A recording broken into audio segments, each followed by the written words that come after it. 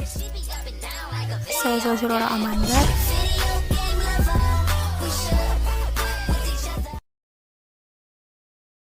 Assalamualaikum warahmatullahi wabarakatuh. Saya Salsirora Amanda dengan NPM 2015310228, kelas 4 Rek 1, klaster 2E.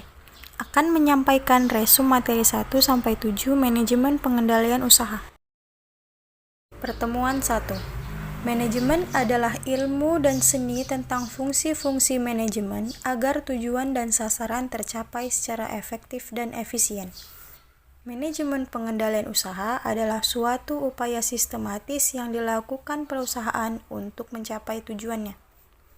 Pertemuan 2. Elemen pengendalian yaitu terdiri dari detektor atau sensor, asesor atau selektor, efektor, dan jaringan komunikasi atau komunitor. Aspek proses pengendalian yaitu terdiri dari kegiatan pengendalian manajemen, perangkat penerapan strategi, dan tekanan finansial. Pertemuan 3 dengan materi merintis usaha baru dan menganalisis model pengembangannya.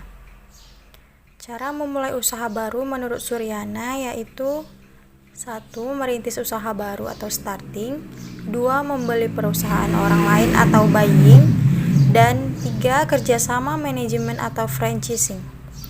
Untuk mengidentifikasi peluang usaha dapat dilakukan dengan 4 strategi yaitu mengidentifikasi kebutuhan dan keinginan konsumen, memindai atau scanning, atau menyaring lingkungan dan mengevaluasi individu dan masyarakat secara umum, meneliti secara cermat peluang-peluang bisnis yang muncul, memilih salah satu peluang dan mempersiapkan sebuah rencana usaha.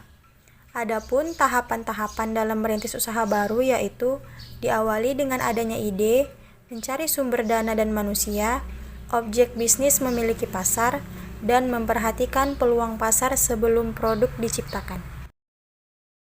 Pertemuan 4 dengan materi organisasi dan manajemen dalam mencapai tujuan organisasi yang berorientasi laba. Organisasi dan manajemen adalah organisasi sebagai alat atau wadah sekelompok orang dalam mencapai tujuan tertentu. Sedangkan manajemen lebih mengarah kepada pengaturan atau pengelolaan untuk mencapai tujuan tersebut. Adapun persamaan dari organisasi dan manajemen ialah sama-sama memiliki sasaran dan tujuan tertentu yang ingin dicapai. Dalam suatu negara dari segi ekonomi, perusahaan laba sangat berperan dalam menjaga kesehatan ekonomi karena organisasi jenis ini bertujuan untuk memaksimalkan laba. Semua bentuk organisasi di mana orang-orang bekerja sama mencapai tujuan yang telah ditetapkan membutuhkan manajemen. Manajemen diperlukan organisasi agar usaha pencapaian tujuan menjadi lebih mudah. Apapun bentuk organisasi itu, diperlukan usaha-usaha untuk mengelola kegiatan dan orang-orang maupun unsur lainnya yang ada di dalam organisasi agar tercapai tujuan dengan lebih baik.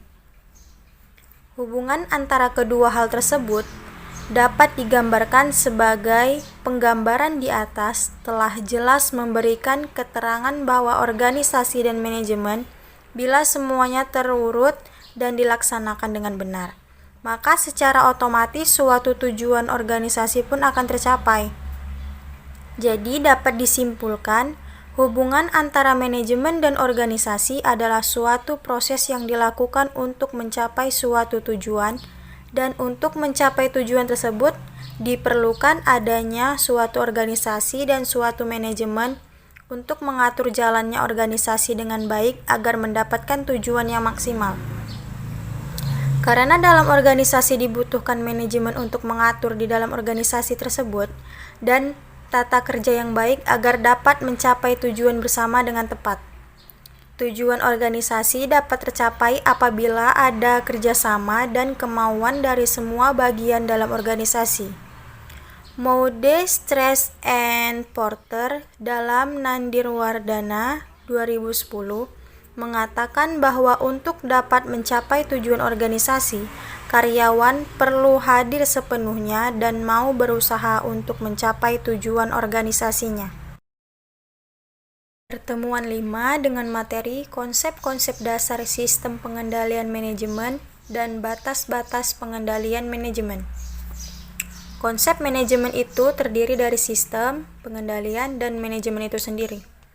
Manajemen mempunyai tanggung jawab atas kegiatan perencanaan, pengendalian, dan pengambilan keputusan operasional perusahaan. Dalam manajemen juga terdapat batas-batas pengendalian yang meliputi formulasi strategi dan aktivitas formulasi strategi, pengendalian manajemen, pengendalian tugas, dan perumusan strategi.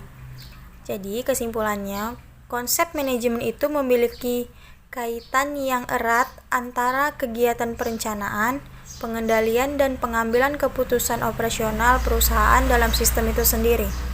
Jika salah satu tidak terpenuhi, maka akan mengganggu sistem itu untuk berjalan mencapai tujuan yang ingin dicapai suatu perusahaan. Pertemuan 6 dengan materi perilaku dalam organisasi, faktor-faktor yang mempengaruhi keselarasan, tujuan organisasi, sistem pengendalian formal, jenis-jenis organisasi, dan fungsi-fungsi pengendalian. Perilaku organisasi adalah suatu bidang terapan yang mempelajari tingkah laku atau perilaku manusia dalam organisasi, mulai dari kapasitasnya sebagai individu atau anggota kelompok, hingga hubungan yang relevan dengan organisasi. Tujuan utama dari sistem pengendalian manajemen untuk mengupayakan terjadinya goal convergence. Pada kenyataannya, sulit untuk mencapai goal convergence yang sempurna. Umumnya, anggota organisasi mengharapkan kompensasi sebanyak mungkin, di sisi lain organisasi mengharapkan laba semaksimal mungkin.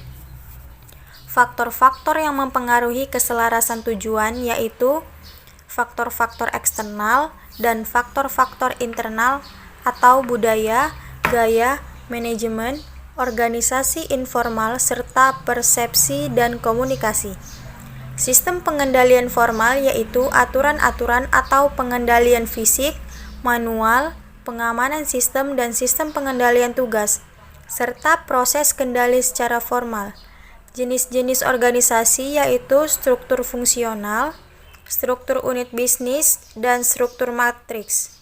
Adapun fungsi sistem pengendalian manajemen adalah agar perusahaan bisa mencapai tujuan yang telah ditetapkan.